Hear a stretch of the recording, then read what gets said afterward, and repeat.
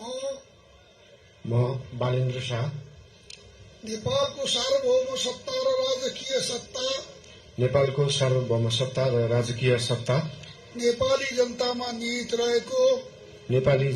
निहित रहेको नेपालको संविधान प्रति पूर्ण वफादार रही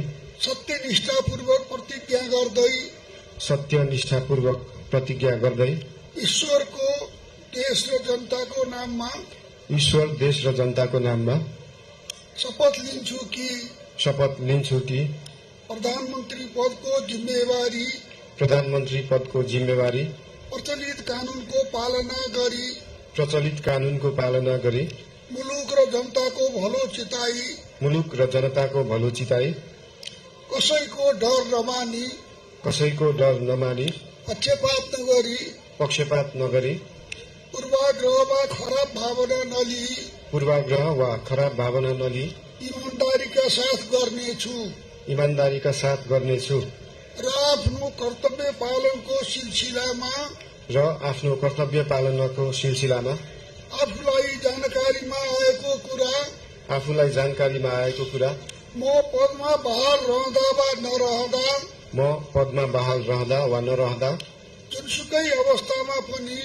जुनसुकै अवस्थामा पनि प्रचलित कानूनको पालना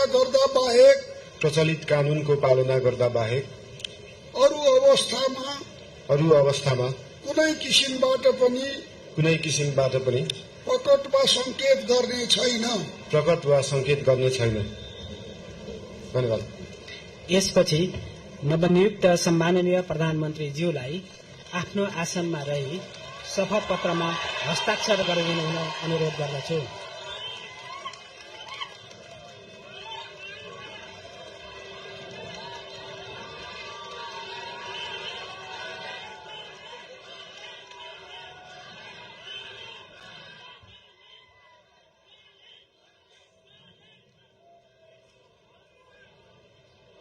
सम्माननीय प्रधानमन्त्री श्री बालेन्द्र शाहज्यूबाट प्रधानमन्त्री पदको पद तथा गोपनीयताको शपथ लिने काम सम्पन्न भएको छ।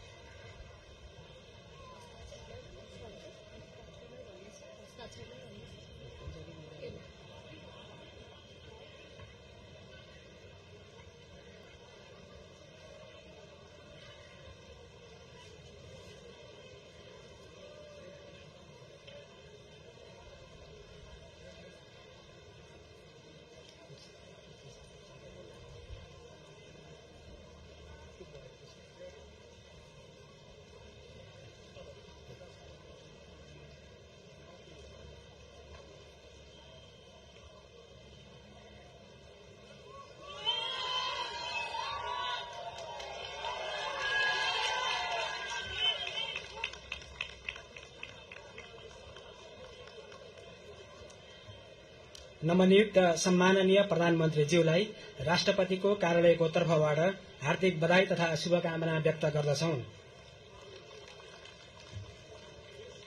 अब म नवनियुक्त सम्माननीय प्रधानमन्त्रीज्यूलाई सम्माननीय ज्यूहरू समक्ष बधाई तथा शुभकामना ग्रहण गर्नका लागि हार्दिक अनुरोध गर्दछु।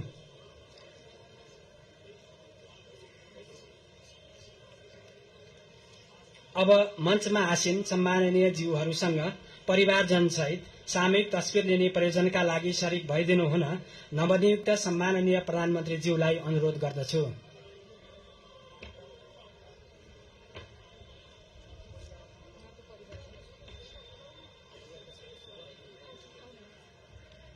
सम्माननीय प्रधानमन्त्रीज्यूको परिवारका सदस्यहरू मञ्चमा उपस्थित भइदिनु हुन अनुरोध गर्दछु।